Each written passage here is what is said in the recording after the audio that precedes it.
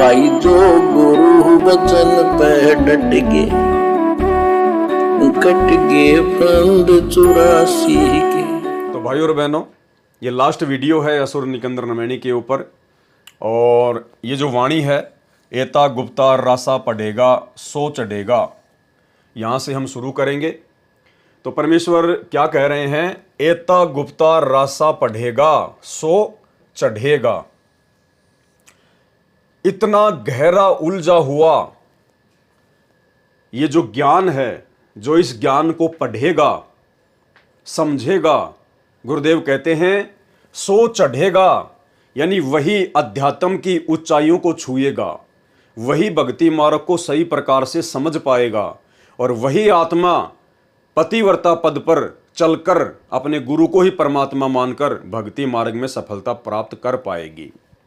एता गुप्ता रासा पढ़ेगा।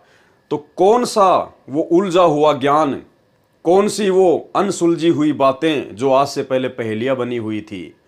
आज से पहले आप और हमने जितना भी सरलार्थ गुरुदेव भगवान के आशीर्वाद से नित्य नियम का और असुर निकंदन रमैनी का पढ़ा है, समझा है, गुरुदेव भगवान कहते हैं जो इसको समझ जाएगा कि आप लोगों को मनुष्य जन्म क्यों मिला है, आप लोगों का मुख्य मकसद क्या है, आपके गुरुदेव भगवान कौन हैं, आपने अपने गुरुदेव भगवान के चरणों में किस प्रकार से लगन लगानी है, आपने कितनी अटूट श्रद्धा अपने गुरुदेव के प्रति दिखानी है, यही तो सारी बातें गुरुदेव भगवान ने हमारे को नित्य नियम के सरलार्थ में बताई हैं, समझाई हैं।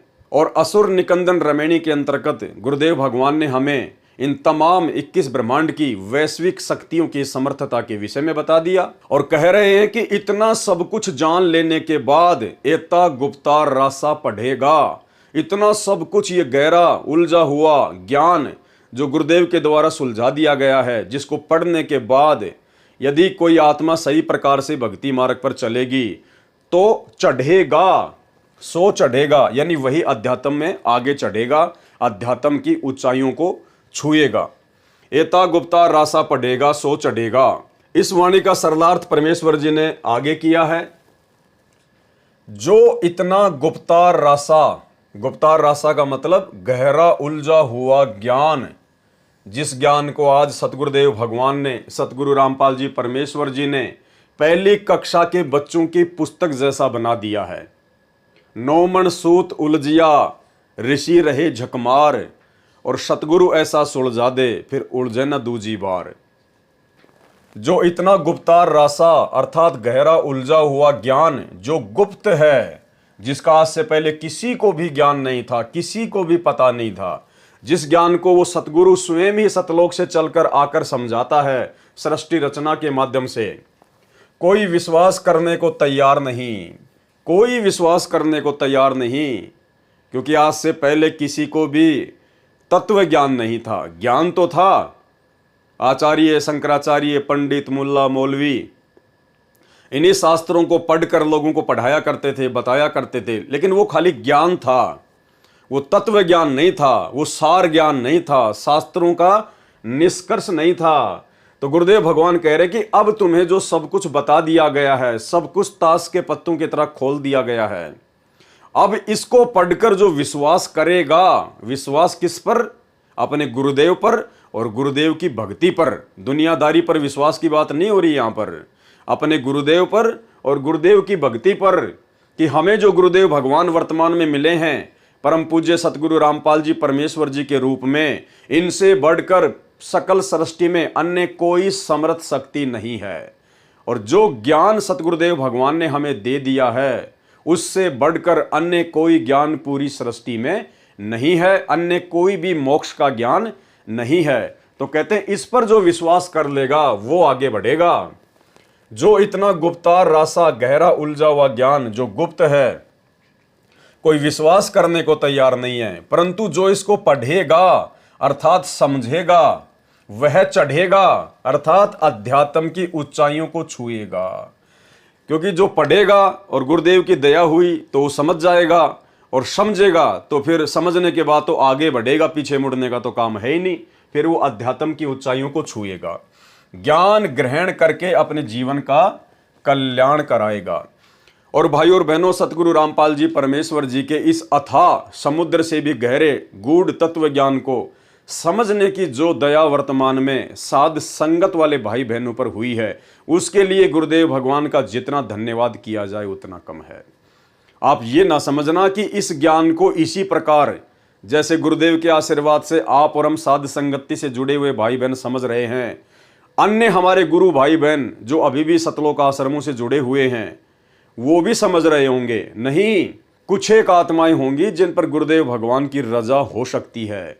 अन्यथा भाई और बहनों, ये ज्ञान जो आप और हमारी बुद्धि में परमात्मा ने डाल दिया, ये ज्ञान उन आत्माओं के आसपास भी नहीं है। वो केवल फॉर्मेलिटी के भगत हैं, केवल नाम के भगत हैं। गुरुदेव का नाम लेकर आप उनसे चाहे कुछ भी भक्ति विरुद्ध कर्म करवा लो, वो तैयार रहते हैं, सोच विचार नहीं करते बिल्कुल भी।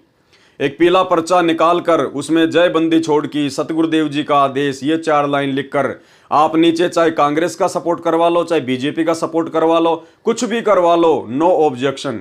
तो ये दया केवल आप और हमारे ऊपर हुई है। और दास आपको एक उदाहरण देकर समझाना चाहेगा कि क्यों ये ज्ञान सतलोक आश्रम मैनेजमेंट हरियाणा वालों को समझ में नहीं आ रहा। हाल ही ये कावड़ यात्रा का दौर जारी है, जो कि एक शास्त्र विरुद्ध साधना है। भगवान शंकर की जीवनी में या श्री शंकर पुराण में या अन्य जितने भी भगवान शंकर की जीवनी से संबंधित जो पुस्तकें हैं, उनमें किसी में भी कावड़ यात्रा का कोई जिक्र नहीं है। इस प्रकार की भक्ति साधना का कोई उल्लेख नहीं है। तो उसके लिए सतलोक आश्रम मैनेजमेंट हरियाणा से जुड़े हुए भाई बहन और सतलोक आश्रम मैनेजमेंट हरियाणा के जो प्रतिनिधि हैं, वो पोस्टर वगैरह बना बना कर डालते हैं सोशल मीडिया पर, वीडियो बना बना कर डालते हैं कि ये शास्त्र विरुद्ध साधना है और ये कावड़ वगैरह लाने से कोई फ़ायदा नहीं है किसी भी प्रकार का, किसी भी शास्त्र में इसका कोई उल्लेख नहीं है। तो उनकी इस प्रकार की ये बचकाना बातें सुनकर, उनकी पोस्ट वगैरह देखकर मुझे बड़ा आश्चर्य हुआ, क्योंकि उन लोगों के मुख से इस प्रकार की शिक्षा अच्छी नहीं लगती। क्यों नहीं लगती? क्योंकि ये लोग तो खुद आन उपासना में दुनिया का सहयोग करते हैं, सतलोक आश्रम मैनेजमेंट हरियाणा वाले। और जो व्यक्ति खुद आन उपासना में आन उपासकों का सहयोग करता हो, जो व्यक्ति आन उपासना को बढ़ावा देता हो, उसके मुख से इस प्रकार की बातें शोभा नहीं देती है। आपको पता होगा, आज से 4-5 महीने पहले उत्तर प्रदेश के अयोध्या में श्री राम मंदिर के पास में इन्होंने श्री राम पुजारियों के लिए, विष्णु पुजारियों के लिए, उन आन उपासकों के लिए काफ़ी दिन तक भंडारे की व्यवस्था की थी। यानी इनका कहना था कि भाई श्री राम पुजारियों, श्री रामचंद्र जी को मत छोड़ देना, विष्णु जी को मत छोड़ देना, ये बहुत अच्छी साधना है, तुम अयोध्या में आते रहो और हम तुम्हारे लिए हर प्रकार की व्यवस्था करते रहेंगे, तुम खाने पीने की बिल्कुल भी टेंशन मत लेना, लेकिन श्री रामचंद्र जी की भक्ति मत छोड़ना। इन्होंने कोई भी संदेश सतगुरु रामपाल जी परमेश्वर जी का जब तक इनका भंडारा चला, इन्होंने किसी को नहीं दिया। एक भी पुस्तक इन्होंने वहां पर संत रामपाल जी की किसी भी आन उपासकों को नहीं दी, क्योंकि इनको अच्छे से पता था कि यदि हम यहां श्री रामचंद्र जी के खिलाफ बोलेंगे, जो सतगुरु रामपाल जी परमेश्वर जी ने अपने सत्संगों में सच्चाई बताई है, यदि हम वो सच्चाई यहां बताएंगे तो हमारी खोपड़ी के बाल भी नहीं मिलेंगे। इन्होंने कोई पुस्तक नहीं बांटी, ना संगत को अयोध्या में बुलाया पुस्तक सेवा के लिए, और उल्टा इन्होंने एक पीला पर्चा निकालकर संगत में आदेश जारी कर दिया कि अयोध्या भंडारे में केवल वही भगत आए जिनकी सेवा लगी है, आम संगत अयोध्या में ना आए। अरे भाई, तुम्हें उस समय मानते हम भगत कि वास्तव में तुम्हें ज्ञान है और तुम सतगुरु रामपाल जी भगवान के दृढ़ भगत हो और तुम्हारा मकसद केवल ज्ञान प्रचार करना है। जब तुम उन श्री राम उपासकों को जो वहां पर भंडारा कर रहे थे, उनको तुम बताते, समझाते कि भाई तू क्यों इतनी दूर से चलकर फालतू में अपने पैर तोड़ के आया है, क्यों अपना समय और पैसा बर्बाद करके आया है। ये श्री रामचंद्र जी परमात्मा नहीं है, भगवान नहीं है, इनसे मोक्ष नहीं होना। ये तो ना जाने कितनी बार मर चुके हैं और मरने के बाद गधे कुत्ते सूअर बनते हैं। मैं तुम्हें उस समय मानता भगत कि वास्तव में तुम संत रामपाल जी के दृढ़ भगत हो और तुम्हारा मकसद केवल शास्त्र विरुद्ध साधना को जड़ से समाप्त करने का है और संत रामपाल जी के मिशन में कंधे से कंधा मिलाकर उनका सहयोग करने का है। लेकिन इस प्रकार की ज्ञान आधारित बातें तो तुम्हारे मुख से एक भी नहीं निकली। तो जब ये कावड़ यात्रा शुरू हुई, ये लोग कावड़ यात्रा को जो है शास्त्र विरुद्ध साधना बताने लगे, तो मुझे बड़ा आश्चर्य हुआ कि मुझे तो उम्मीद थी कि ये लोग हो सकता है रोड पर भंडारा लगाएंगे उनके लिए, जिस प्रकार इन्होंने श्री राम जन्मभूमि अयोध्या में आने वाले आन उपासकों के लिए भंडारा लगाया था। तो मुझे तो उम्मीद थी कि ये लोग भंडारा लगाएंगे हरिद्वार में श्री शंकर जी के भक्तों के लिए, लेकिन पता नहीं इन लोगों की क्या मजबूरी रही जिसके चलते ये लोग भंडारा नहीं लगा पाए। तो भाई, जो सतलोक आश्रम मैनेजमेंट हरियाणा अपने गुरुदेव भगवान के वचनों के विरुद्ध, अपने गुरुदेव भगवान के मिशन के विरुद्ध, उनके सत्संगों के विरुद्ध जो आन उपासकों की आन उपासना में सहयोग करता है, उसके मुख से इस प्रकार की बातें अच्छी नहीं लगती हैं। तो भाई और बहनों, ये कहां से ये गूढ़ बातें जिनका जिक्र गुरुदेव ने इस यथार्थ भक्ति बोध के सरलार्थ में करके दे दिया है, ये कहां से जानेंगे, ये कहां से पहचानेंगे? क्योंकि अभी तक तो ये वैश्विक शक्तियों को ही महत्व दे रहे हैं।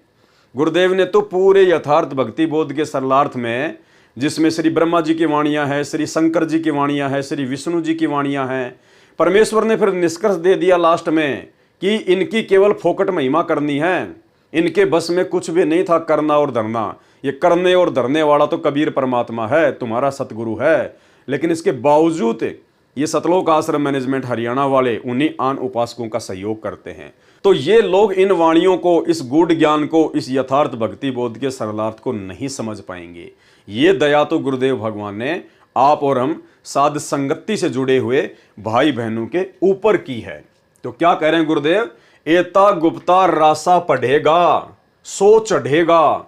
जो इतना गुप्तार रासा अर्थात गहरा उलझा हुआ ज्ञान जो गुप्त है, कोई विश्वास करने को तैयार नहीं है, परंतु जो इसको पढ़ेगा अर्थात समझेगा, वह चढ़ेगा अर्थात अध्यात्म की ऊंचाइयों को छुएगा, ज्ञान ग्रहण करके अपने जीवन का कल्याण कराएगा। तो गुरुदेव के इस सरलार्थ को पढ़कर समझकर आप और हम भाई बहनों को कितना आनंद आ रहा है। हमारा विश्वास भक्ति मार्ग पर अपने गुरुदेव के चरणों में दिन प्रतिदिन कितना दृढ़ होता जा रहा है। ये दया केवल आप और हमारे। भाई जो गुरु बचन पे डट गए, कट गए फंद 84 के, कट गए फंद 84 के, कट गए फंद 84 के।